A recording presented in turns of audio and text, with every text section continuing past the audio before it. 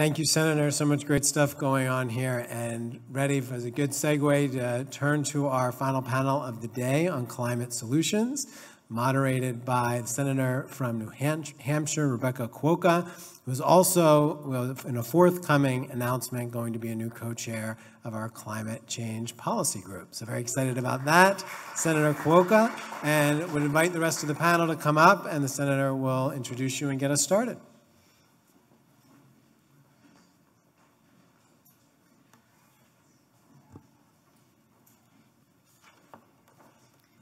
Thank you, Jonathan. All right, do we have all four of our folks coming up?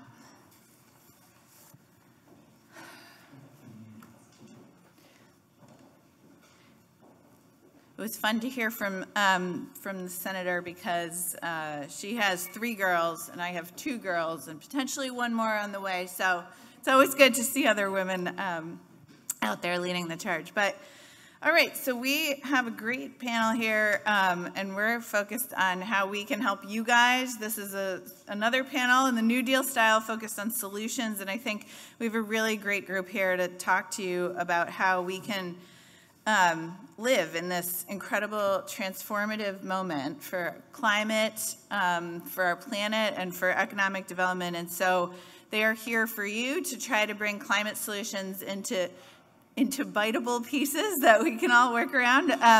In addition to serving as a state senator in New Hampshire, I have also worked in renewables for about 10 years. I serve as general counsel of a small renewables developer based in Portsmouth. And despite working in this field for 10 years, I feel like there are words and things I come across every day where I'm like, all right, stop, slow down. What is that?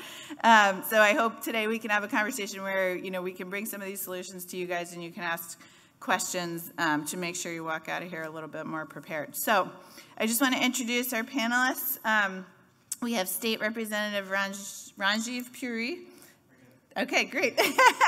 So State Representative was first elected in 2020, and he's been focused on delivering for the people of Michigan.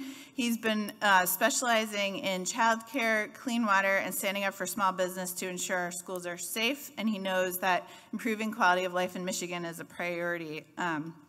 He's the first Sikh American in Michigan's legislative history. Congratulations. And he's making sure that Michigan moves forward for a better and more inclusive future. So we welcome the state representative. We're also joined by Jeremy Tarr, who's U.S. State Policy Director on the Clean Air Task Force. In this capacity, he leads the work of the U.S. State Energy and Climate Policy Program to advance state policies that support prosperous, equitable, and resilient net zero emission economy. So this includes collaboration with government officials, strategic partners, local communities, and other stakeholders. He has previously served in the North Carolina Governor's Office, at the EPA Office of Air and Radiation, and at Duke University. So welcome, Jeremy. Thank you. We're also joined today by Brandon Hofmeister, okay, who is Senior Vice President of Sustainability and External Affairs for CMS Energy and Consumers Energy. And in this role, he oversees a team responsible for sustainability, environmental compliance, diversity, equity, and inclusion, corporate philanthropy, and community engagement. So this work helps to shape Michigan's energy future by working actively with policymakers, and he oversees a lot of the charitable work for CMS Energy and Consumers Energy Charitable Foundation. So before he was doing this, he was an assistant professor of law at Wayne State University and a visiting professor at the University of Michigan, focusing on energy, climate law, and policy. He's also served as an advisor both to Michigan Governor Jennifer Granholm and is now a member of Governor Gretchen Whitmer's Council on Climate Solutions. And so we welcome Brandon. And then last but not least, of course, Arnab is a senior advisor at the U.S. Department of Energy, who currently serves as a principal advisor and consultant to Director Shah and the Loan Program Office at the U.S. Department of Energy. He was previously a senior staffer at the United States Senate, where he helped negotiate key energy and climate provisions that led to the passage of the Inflation Reduction Act. Thank you. In addition to his federal work, Arnab has developed and executed over $1 billion in decarbonization programs for the state of California with the Center for Sustainable Energy, and has also served as a principal resource planner for San Diego Gas and Electric. So thank you, Arnab, for being here with us. All right. Well, as I mentioned, I want to make sure that this is about you guys talking. So I just wanted to kick us off by letting each of you say something briefly, but really focused on sort of where can the local and state policymakers in this room sort of tie in to the work that you do. So Ranjeev, if you're comfortable, I might start with you talking a little bit about solutions. Very good. Well, thank you for that introduction. Can everyone hear me? I see some familiar faces, but I think some non-Michigan faces. So my name is Ranjeev Puri. I'm the majority whip in the House and also chair of the Transportation Subcommittee. I represent the 24th District here in Michigan. You have not attended a conference in Michigan unless someone has done this to show you a map of the mitten of Michigan. So my district is right here, conveniently placed in between Detroit and Ann Arbor. And so my district is deeply indebted into the automotive industry of southeastern Michigan. A lot of the research and development that's happening in the mobility space, I'm proud to say, happens in my district or very close by. A lot of engineers in my district. And so recently, the American Society for Civil Engineers put out their infrastructure grades. Michigan got a D+. And so as a son of immigrants, I cannot go home with a report card like that. And so we are just uniquely invested in figuring out how we can fix that. And I think those conversations, as the Senate Majority Leader brought up, are very holistic in nature. I think there's a lot we can do from using federal funds in the infrastructure space, in the whole mobility and electric vehicle space to start combating the climate change conversation. Because I think the days of having these conversations for altruistic reasons are very much over.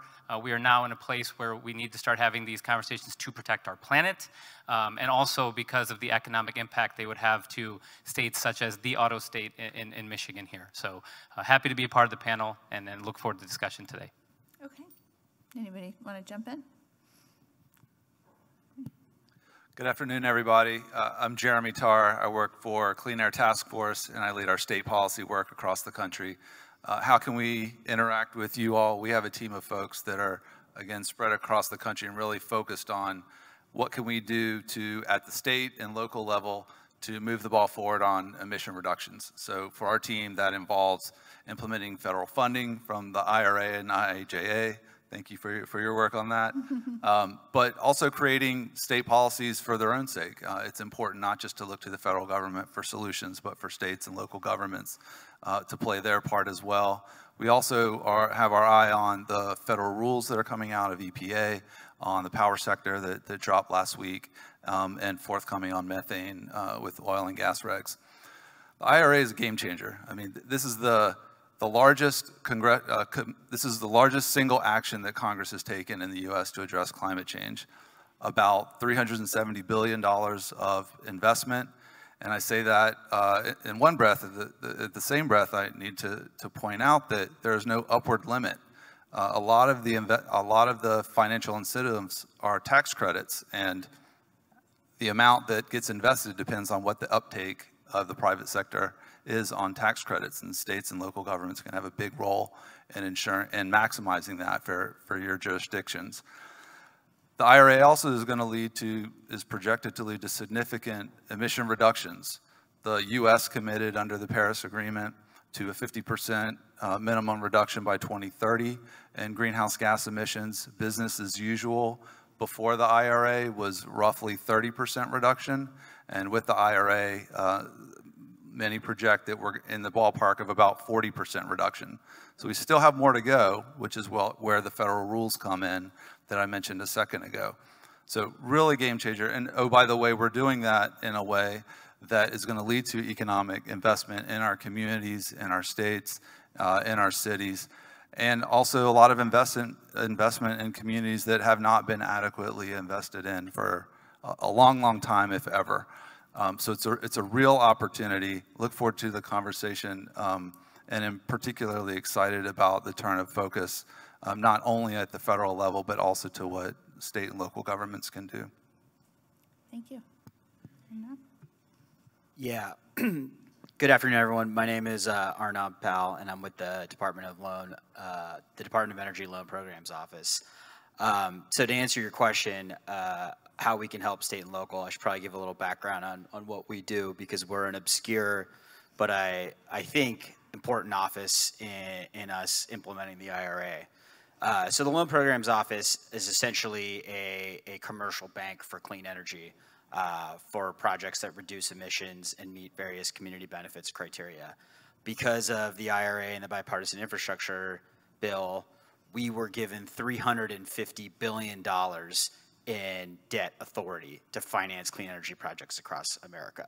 And just so you guys know, that comes from about $11 billion in total appropriations across the bill and IRA bills. So when you're talking about the upward limit, we're part of that upward limit, and that $11 billion is going to stretch to 350. Where we really like come in terms of working with the state and local folks is it's not easy to access our debt in that we need projects. And those projects have to have equity providers. Those projects have to have paths to get permitted. Those projects have to have community buy-in, both from labor, environmental justice, and community groups. And that's where I think the state and local teams come in, is working with us to sort of foster the types of projects that you think you need, and working with these various stakeholders and developers to come to us so we can provide debt. And we have a team of folks, around 40 staffers, that are working around the country to try and source these projects and work with state and local officials to get there. So we're anxious to work with all of you guys. We're going around the country making this pitch. And the one thing I will say is, like, this is a climate panel, but if you look at the IRA, $370 billion, the bipartisan infrastructure law, $500 billion, and the CHIPS bill, another $250 billion, these are all Rebuild America investments. So yes, you will reduce emissions, but they are all innovative ways to grant, finance, use tax credits to rebuilding things in America in ways we have not done in generations. So I'm looking forward to having this conversation with all of you. Thank you very much. Last but not least. All right, I'll hit cleanup. So welcome again to Detroit, and welcome to Michigan. I'm Brandon Hofmeister. So excited. We've been at Consumers Energy. We've been a longtime supporter of New Deal and the NewDEALers, and so excited to have this great group of people here in Michigan. I hope you enjoy your time these next couple days. For those of you that are out of state, so I work for Consumers Energy. We're one of the two big utilities in Michigan. We have both an electric and a gas business. We do have generation. We're still vertically integrated for the most part in Michigan. And so we have been really proud to support the IIJA, the IRA, and the CHIPS Act. They are, as the previous panelist said, truly transformational pieces of legislation at the federal government. I think I'd leave you with three kind of high-level themes.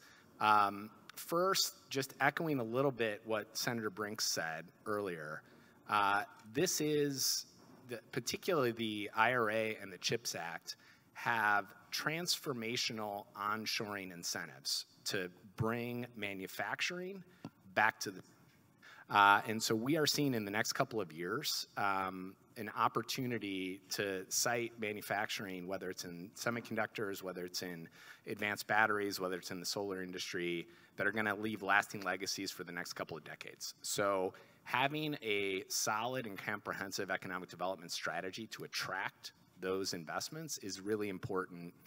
I guess maybe just the Michigan people should listen to this, because I don't want those investments to go to other states. It really is it's an amazing opportunity, and it's like gonna happen in the next couple of years. So that would be the one thing, because of the way these laws are structured, the earlier you get in, the more you get the tax incentives that come. So that's one point. Second, there is the way the Biden administration is implementing these laws is really with a fresh eye towards environmental justice and energy justice in a way that probably hasn't been as emphasized in previous federal, particularly the grant programs in the past. And it's an amazing opportunity to help equity, both for improving the electric grid and the resiliency and reliability outcomes that all of our customers face, as well as for access to electric vehicles. And so the competitive grants in particularly the IIJA, have a lot of different factors, but a clear focus on environmental justice and equity and energy justice is a big emphasis, I know, for the Department of Energy. And so one of the things that I think is critical for people to do is, because these are competitive grants, it's hard to put together sometimes a federal grant application. It takes a lot of resources, takes a lot of planning. So to the extent that state governments or nonprofit partners or other locals can provide in-kind assistance to grant applicants to help make sure that they're ready to draw down some of this federal money, I think that's a really practical application. Again, this is time sensitive. There's Department of Energy and other EPA and other agencies are issuing these funding opportunities, you know, every month. And if you miss the opportunity, you could be missing something to bring back to your district or to your home state. So I would definitely be on the outlook and looking for ways for local governments to find capacity to help with both the grant writing process as well as the compliance process, because some of these federal funds, there are strings attached. And then the final point is just the nature of the IRA's clean energy tax credits, as the earlier folks have said, truly is, I mean, the Inflation Reduction Act, I think, sometimes got a bad name from some about whether it's really going to reduce inflation or not, or whether that was just a politically expedient name. I will say in our sector, it really is bringing down inflation because the prices of clean energy were going up. We were hitting with supply chain issues, labor shortages. We're running into challenges siting large-scale renewables or other projects. The fact that we have these tax credits now for the next 10 or more years is really going to hold down cost for customers. And for regulated utilities, that's great, because unlike some other industries, when you give a regulated utility a tax credit, penny for penny, that is passed through to customers. So it is truly a broad-based customer lowering electric bills policy that is going to, unfortunately, I wish it would reduce our costs, but because we've been seeing these cost pressures rising in other aspects of building out all the renewables that we need, in the competitive bids that my company is doing, we're kind of seeing costs stay the same, but hopefully in coming years, that's just really going to unlock both the existing generation of renewables we're going to have to build out, wind and solar, this decade, and then the next generation of zero carbon technologies, whether that's small modular nuclear reactors or carbon sequestration or other things. There's a lot, hydrogen, there's a lot of great incentives in that legislation that, again, thoughtful planning and sound energy policy at the state level can really help unlock for all of your constituents. So happy to answer any questions, and I'll turn it back over to you. Okay.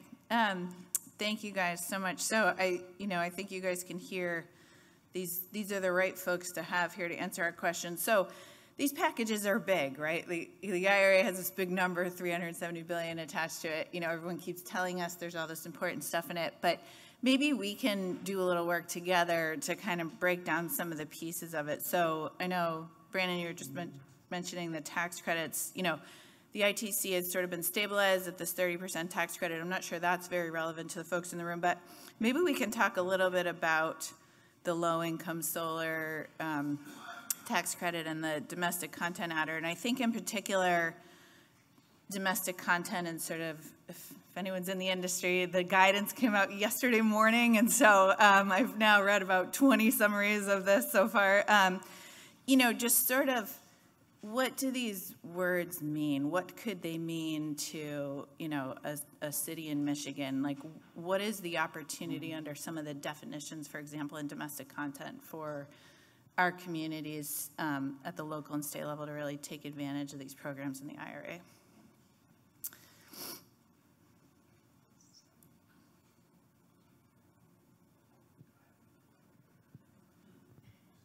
There are none. I have not read the guidance, but yeah, no. Well, okay, and you don't have to be specific on the definitions, but for example, okay, so the domestic content guidance basically says, you know, in order to qualify for this extra 10% tax credit on a renewables project, you know, we need to have certain components produced in the U.S. And so the definitions around sort of what produced in the U.S. means and kind of bringing that manufacturing back home, I think, is a big. That could be really beneficial to a lot of the policymakers in the room. So that was more sort of what I was focused on. Yeah, well, I can start, and then I'll let my colleagues share their thoughts. So, you know, I worked, as you mentioned, at a time in energy policy in Michigan 15 years ago when now Secretary, then Governor Granholm, was really focused on energy as an economic development opportunity for the state. And I think she saw the clean energy transformation that our country and our world needed to do, and saw an opportunity to rebuild and leverage Michigan's engineering and manufacturing prowess. And I will say, if you look at what actually happened, we had some successes, but there was also a lot of offshoring of the industry at that time, and we never really had a federal manufacturing policy like we did get with the IRA. And those domestic content incentives are really powerful. You know, when you get an additional 10% on the cost of a solar project, the solar supply chain really wants to site in the United States to make that happen. And so, as I said earlier, it is a big draw for the sector, and we're seeing supply chain bottlenecks from all sorts of different suppliers. There's concerns about you know, Chinese solar manufacturing and their human rights and other environmental practices. So there's lots of good reasons to onshore this industry back to the United States, and these incentives are a really big carrot that does that. And what that means is the industry is looking to site all sorts of jobs, not just final assembly, but throughout the supply chain in the solar industry in the next, I would say, 2 or 3 years, because a lot of these tax credits, they're going to last for 10, maybe a couple years longer, depending on how fast the country builds out renewable energy. And so there's a shot clock on how long these incentives are going to be available, which means that there's kind of like in the economic development opportunity, there's like a real opportunity to be ready, to have ready sites that are infrastructure ready, working with utility partners to have access to low-cost renewable energy to power these sites, access to workforce, access to infrastructure. Now is the time to onshore a lot of these opportunities. So it's a really powerful tool. Yeah, so let me give a specific example of how I think the domestic content provisions really play, because a lot of the tax credits aren't consumer-based. So many of these ITCs, PTCs, like they're going to companies, and there are a few that go directly to consumers, but this one does not. One of one of our first projects at the Loan Programs Office was financing the Ultium Cells battery manufacturing facility right here in Michigan. It was a $2.5 billion project that we backed, basically so Ultium Cells could build the batteries that will go into GM's next generation electric vehicles. And for the record, you know, that facility has about a 5-ish year agreement with GM. And the reason why it was able to pencil out is because GM was willing to buy the batteries. If someone's not willing to buy the product from the factory, we can't finance it, right? Or at least saying they're going to buy part of the years of the actual financing facility. The reason why GM wanted to buy from Ultium, and I'm sure there's many reasons, but one of the reasons is there are domestic content provisions in the EV tax credit. So that inherently creates a market for someone to say, okay, we now want to buy products made in America, which is what GM did. So what we basically did is we've closed the loop around in that on one end, we're providing the financing to the project developer. The project developer is saying, okay, well, there's this demand for domestic content because of the tax credit, and hence the facility being built in Michigan, Ohio, and Tennessee. And that is that is going to build batteries in the United States versus coming from overseas in another country. And, you know, if we end up in another supply chain shortage, we're not going to have to worry about what other countries' policies are to bring those batteries in. And most importantly, I think to a lot of folks in this room, that's a union plant, right? They voted, I think, 7-10 to 16 to unionize. So I think the macro benefits of what's going on there are huge. Yeah. No, that's exactly what I was getting at. So, you know, I think like these pieces of legislation can be intimidating. They're sort of humongous, right? But I think where there are places, you know, where we can sort of cite new domestic manufacturing, you know, where the opportunity is right, like you were saying, like where there's workforce, you know, where there's sort of maybe someone who's willing to use their power to convene. I'm looking around the room. You know, I think that now, you know, if you're working in the renewables industry, all of a sudden we're looking to source domestically, and the landscape is bleak. So there's tons of economic opportunity, I think, here across the country. One of the other pieces that, you know, I think has come up a couple times is sort of the policy around EV. And, you know, I think it's something that at the state level, we get a lot of questions about, just sort of like, how can we be planning for EV? What are some solutions we can bring. You know, you mentioned the tax credit, and I know, Representative, you've got a background in this industry. So can you guys talk a little bit about, like, what are some state level, especially, but even local level policies that can really help us sort of build out this EV future? You know, are these charging stations every 50 miles? Like, is that realistic? What's, you know, is the engineering there? I mean, I think as state legislators, we hear, oh, that'll never work. But I think, you know, just having some of your perspectives on that piece would be really helpful. Transportation is getting a huge boost from all this federal money. The fact of the matter is, light-duty electric vehicles are going to happen. I mean, manufacturer after manufacturer is committed to not selling any more gas vehicles by 2030, 2035. Pick your date. The challenge is to make them affordable for folks and to get the infrastructure out there in time so that they can charge them and feel comfortable. So a couple of things that elected officials could do. You asked about policies. There are sort of a suite of policies that have become kind of best practice and are already on the ground and on the books in capitals across the country. So California has the Advanced Clean Cars rule and different iterations of that, and under the Clean Air Act, states that are not California can also use that, adopt the same or very similar rules to what California has done. So those Advanced Clean Cars 2 policies really help drive light-duty vehicle sector. Another policy is the Advanced Clean Trucks rule, which is essentially a sales mandate for medium and heavy-duty buses and trucks. You have to sell more zero-emission buses and trucks over time.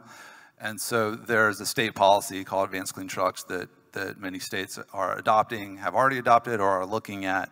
Actually, on the table over here, if you're interested, a Clean Air Task Force put together a resource for states that are considering or have already passed the Advanced Clean Trucks and may be asking, tell me all the federal money that I could use to help implement this successfully and least cost, and how do those different programs fit together. So we've found over 30 programs that can help support implementation of that through manufacturing, through infrastructure development, through job creation and workforce training, through community investments, long-term planning, a number of different buckets. So these are examples of state policies that now have wind at their back because of the federal money. There's also, you know, like I mentioned, 30. There's many types of federal programs that are already going to states and communities. So the funding through IRA and IIJA comes in multiple varieties. So block grants were mentioned earlier. There's also competitive grants. There are tax credits. There's some of the loan vehicles and instruments that the LPO does. There are credits for homeowners or consumers as well. And so there are block grants already going to state departments of transportation or on the way. NEVI funds, the carbon pollution reduction funding. These are already going to your DOTs. It is not a given that those are going to be spent in a way that reduces greenhouse gas emissions or increases equitable access to various types of mobility options. That is not a given. So I think something that would be really helpful from elected officials is to ask a lot of questions. Ask your governor's offices and agencies, who's on first when it comes to looking at this array of funding that's available and making sure it's being spent in a prudent, coordinated way, that we're not missing opportunities. Ask questions about getting updates on how it's going. To make sure your applications, your agencies aren't missing opportunities. They're spending the money in ways that you prefer, because there is discretion in a lot of cases. Talk to your companies in your districts and your states. Are you aware of the LPO program? Are you aware of these federal funding streams? A lot of them are not, and they're not just available for large manufacturing or heavy manufacturing. Small businesses, others can get them. Talk to them.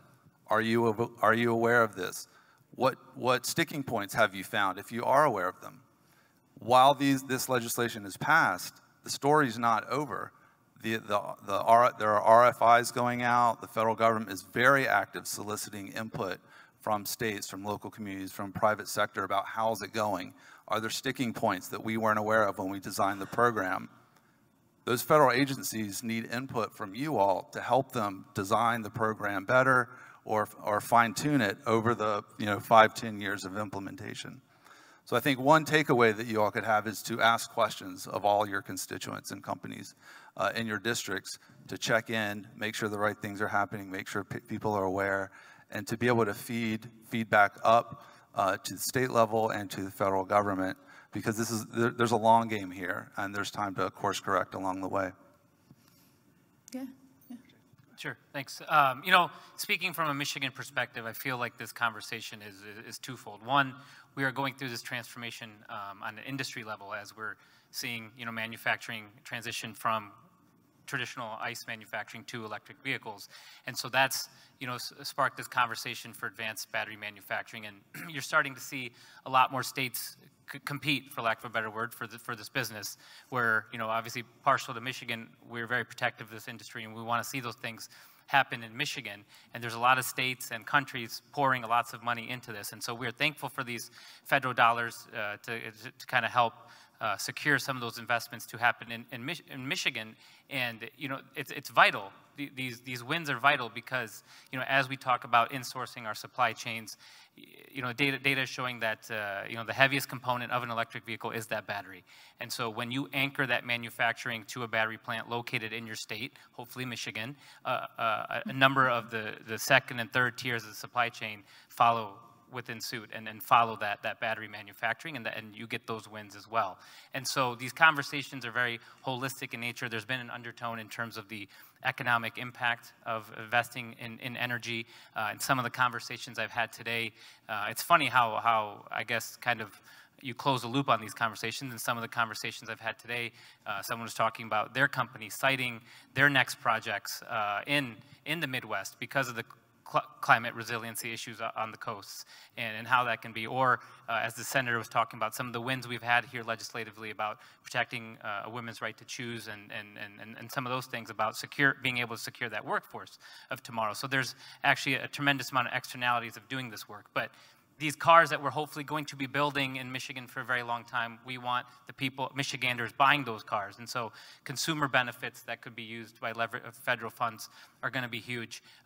We talked about the NEVI funds. I think Michigan's scheduled to receive roughly about $110 million. This first batch of RFPs has secured 43 charging locations. And you spoke to some of the stats about how they have to be within 50 miles apart and a mile off the highway. But as an EV driver, I think sometimes we get caught up in this range anxiety conversation. It certainly exists because my father and my parents who are retired, have a daily commute about 2 miles, right? Maybe to the park and back and to Kroger and back. And they go on like one road trip a year and they don't want to buy an EV because he's like, what am I going to do when I drive to Florida once a year? But data shows that for electric vehicle owners, roughly 80 to 90% of charging is done at your home. And so I know there's a lot of conversations on charger build out and how it's kind of a chicken and egg conversation to proliferate the purchase of electric vehicles. But I think we also need to be talking about what we can do to charge at home a little bit more. So in Michigan, I know we've enacted some state policy to make it easier when you're building a new home to be able to do that, to address issues for people in multi-unit structures or multi-family homes that might not, their landlords may not allow for charging, and how to address those type of situations. And so, we want to be doing whatever we can. We're also using federal funds to leverage the purchase of hundreds of millions of dollars of e-buses here. E-buses are a good investment at the local level because it allows school districts to purchase, electric buses and build out that infrastructure, which, in cases of resilience or reliability issues, you have a fleet of buses with very large batteries that are on a very strict schedule of when they're going to be used. And so those could be propped up and used in local communities and just kind of finding ways to address these issues, holistically. And so, again, I think for us in Michigan, at least as a state, it's vital that we're having these conversations up front. I know we've talked a lot about kind of the shot clock on some of these federal funds, but I feel like there's also a shot clock in terms of just industry competition that's happening. And so I think it's vital for states to start addressing these conversations and trying to secure these funds on the front end. One, before the regulatory landscape leaves, but two, before other states have kind of picked up that conversation and maybe you're left behind. Yeah, thank you. Yeah. Got two quick and simple pieces of advice that you can take or leave. One, it sounds simple, but setting a goal and then allowing people to plan for it is a really powerful policy tool. In Michigan, the governor has set a goal as part of the Climate Solutions Plan of 2 million electric vehicles on the roads in Michigan.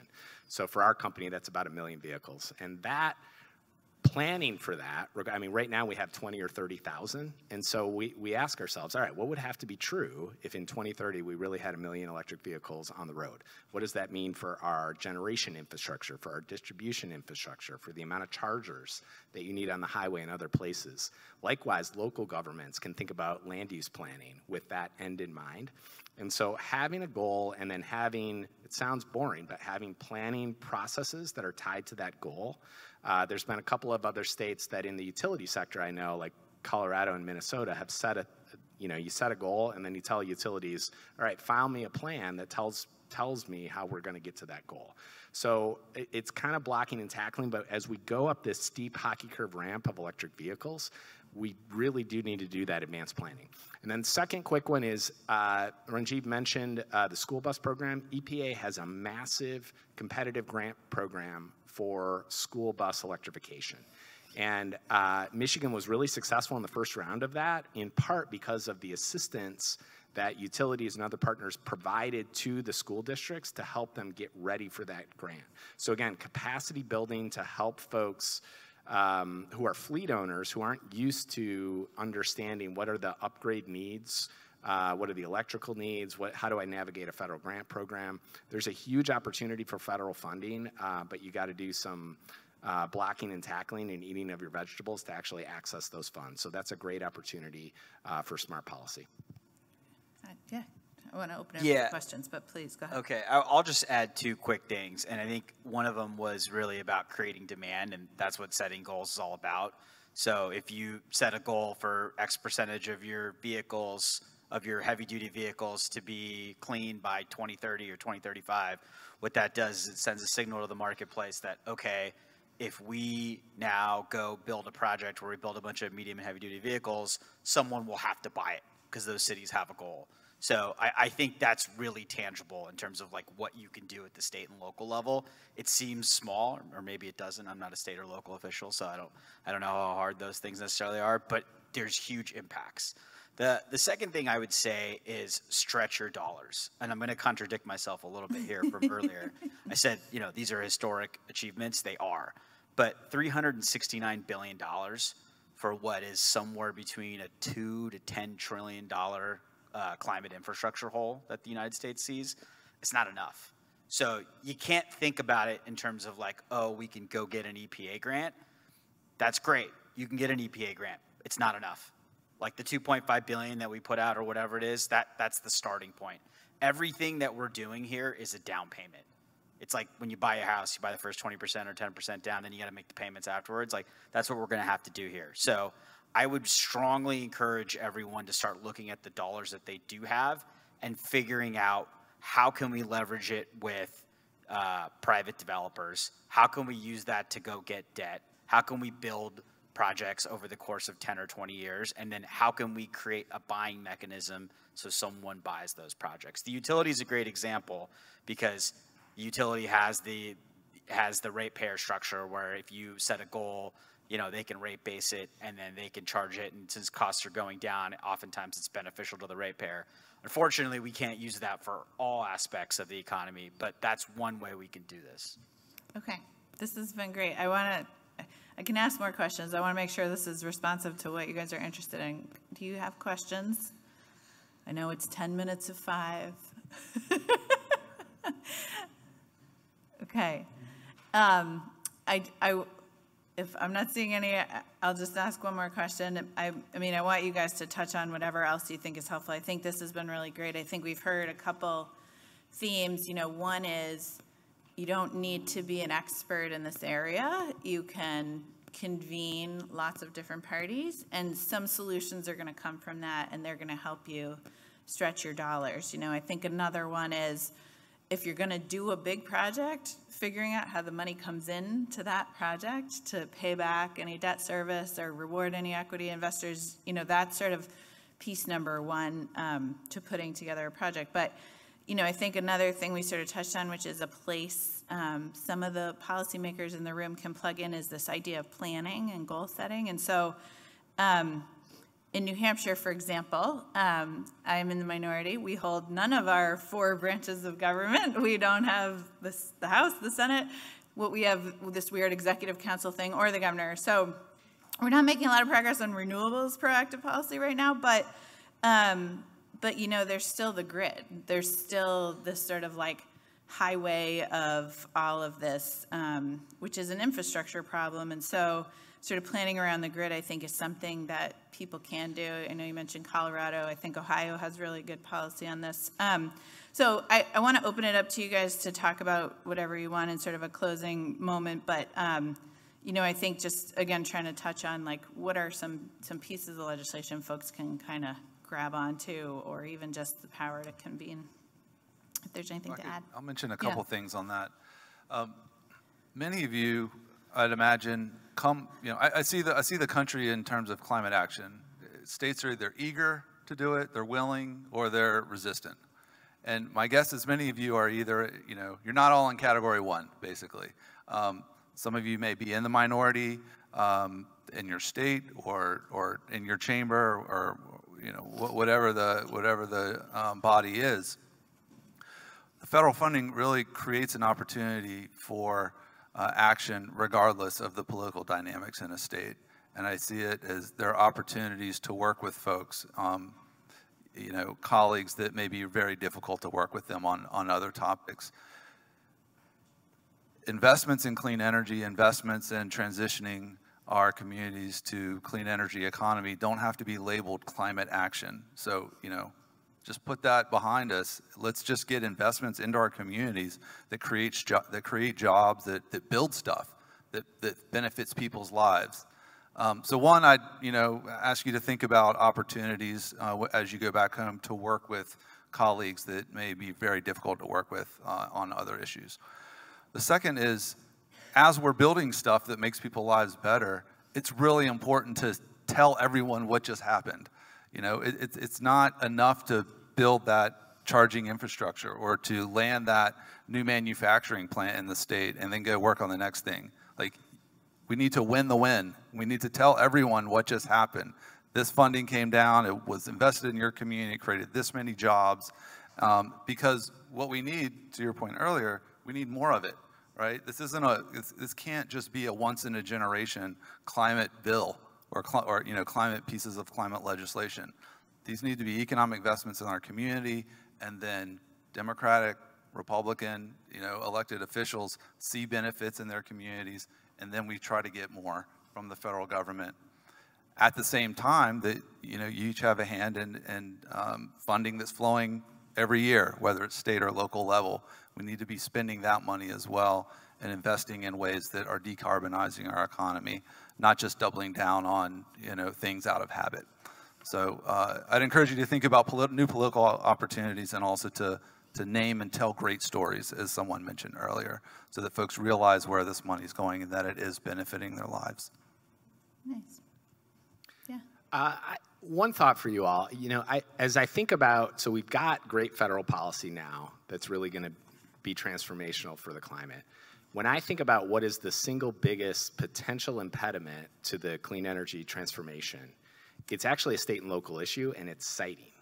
As somebody who's trying to develop, we're trying to build out 8,000 megawatts of solar over the next several decades. That's a lot of solar. And we are running, I naively thought solar would be a lot easier to site than wind. My experience has been it's not. And so it's thorny, because people deserve the right to be heard and want to be heard, but there's also a huge misinformation and disinformation sort of machine that can sometimes feed into anti-renewable energy at local levels. So as a local or a state official, most of our siting of the actual, whether it's renewables or whether it's eventually small modular nuclear reactors or carbon sequestration, those are local decisions, and being open for business in a smart way that respects what people want to do in their neighborhoods and in their communities is, I think, the single biggest policy issue our country's going to have to tackle in the next decade. Thanks. Yeah, I just wanted to kind of build off that. Citing's absolutely huge, and just kind of going off your remarks about New Hampshire, I don't want to act like Michigan's got it all figured out. We've been in majority for about 6 months now, so we're not pros. If we had this conversation last year, it'd be very, very different here. But we're really excited. But when I was serving in the minority, the conversation was obviously more riddled in economic impact. But Michigan last decade suffered through 19 extreme weather events, which cost the state upwards of state and local municipalities upwards of $5 billion. And so, even one of those events can be debilitating to a local municipality. And so we have this kind of weird coalition forming because our state's, most precious natural resource is our proximity to the Great Lakes. We take a lot of pride for that here in Michigan and finding ways to protect that. And so we do have a coalition of a lot of rural Michigan from up north, of people who want to be a part of kind of finding a solution to protect that. And so, kind of bringing in the infrastructure piece to this conversation, just kind of building off what was said and winning the win. Sometimes that's hard to do in infrastructure because, it's really hard to get excited about weatherizing a local bridge. That's just not usually what makes the headlines. And so, but there is a lot we can do here in terms of, these federal IJA dollars that are coming in and finding a way to cite and to make sure that our infrastructure is built, that weatherized in an equitable way to be preparing for this climate change and the modern Michigan of tomorrow. And so just a lot of overlap to what's being said already. Yeah. Any final words? Yeah, I'll just say, look, Close this out. Opportunity of a lifetime. It's going to be really hard.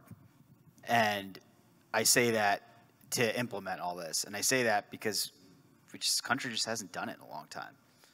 So if all the things we're talking about seems hard, that's okay. And to whatever extent we can help, we can provide technical assistance, we're happy to do it. That's why I'm here. And, other parts of the agencies, I'm hoping across the government can do the same. And, I hope you all look towards the next few years when you're thinking about your budgets, think about how can we have the right technical assistance to be able to take in this money, take in these tax credits.